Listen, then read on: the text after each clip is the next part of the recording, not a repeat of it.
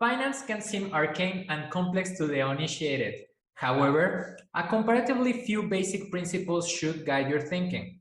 One is that a company's finances and operations are integrally connected. A company's activities, method of operation, and competitive strategy all fundamentally shape the firm's financial structure. The reverse is also true. Decisions that appear to be primarily financial in nature can significantly affect company operation. For example, the way a company finances its assets can affect the nature of the investments it is also able to undertake in future years. The cash flow production cycle in Figure 101 illustrates the close interplay between company operation and finances. For simplicity, suppose that company shown is a new that has raised money from owners and creditors, has purchased productive assets, and is now ready to begin operations.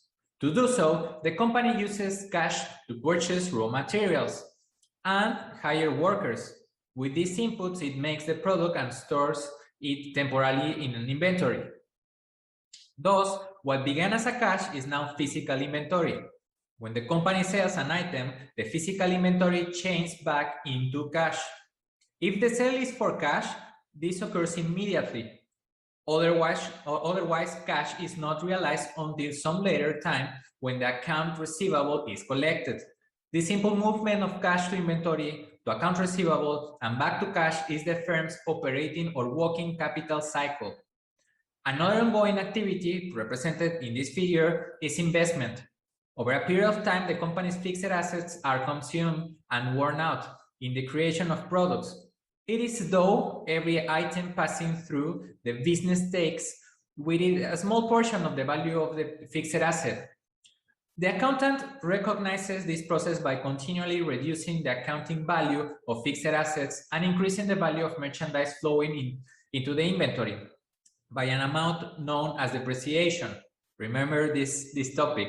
To maintain productive capacity and finance additional growth, the company must invest part of its newly received cash in new fixed assets.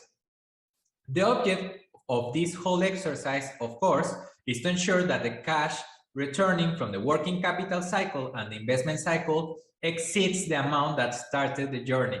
We could complicate the figure a little bit further by including accounts payable and expanding on the use of debt and equity to generate cash, but the figure already demonstrates two basic principles. First, financial statements are an important window on reality.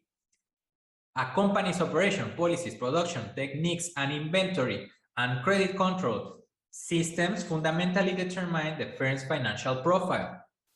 The second principle is that profits do not equal cash flow. Cash and the timely conversion of cash into inventories, accounts receivable, and back into cash is the lifeblood of any company. If this cash flow is severely or significantly interrupted, insolvency can occur.